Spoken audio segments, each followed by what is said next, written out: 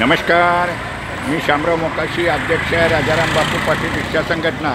आणि मुंबईच्या रिक्षावाल्यांनी हा व्हिडिओ ऐका आणि एकमेकाला शेअर करा। लोकांना कळालं पाहिजे कायदे बदललेत। आधार OTPद्वारे काम चालू झालेलं आहे आणि तुमचे पहिले पत्ते परमिट होते हे मुंबईचे आणि आता तुम्ही वसई, विरार, कल्याण, कर्जत, खोपोलीला राहतायसा तर पत्ता चेंज करायचा म्हणजे NOC मुंबईच्या RTOवरून घ्यायची। समजा तुम्ही विरार विभागात राहत असला तर विरारला तुम्ही ते गाडी ट्रान्सफर करा।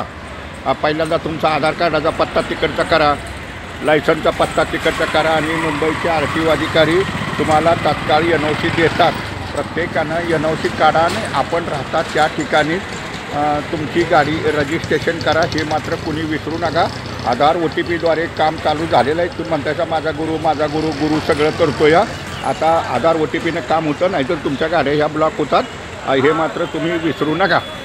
तर प्रत्येकानं जे मुंबईचे रिक्षावाले ज्यांची परमिट आहेत आणि ते वसई, विरार, कल्याण, कर्जत किंवा अन्य महाराष्ट्रात कुठंही ते राहायला आहेत आणि त्यांच्या रिक्षाचे पत्ते इथले आहेत, परमिटचे पत्ते वगैरे, तर रिक्षाचा असून द्या, टॅक्सीची असून द्या, रिक्षा आणि टॅक्सी स्थलांतरित होते तर मुंबईच्या RTOकडून NOC काढा आणि तिथल्या RTOमध्ये तुम्ही नोंद करा, जेणेकरून तुम्हाला काम करायला सोपं होईल। हवालदारी लोक बी तकलीफ देणार नाहीत। तर प्रत्येकानं आपापले ॲड्रेस चेंज करा।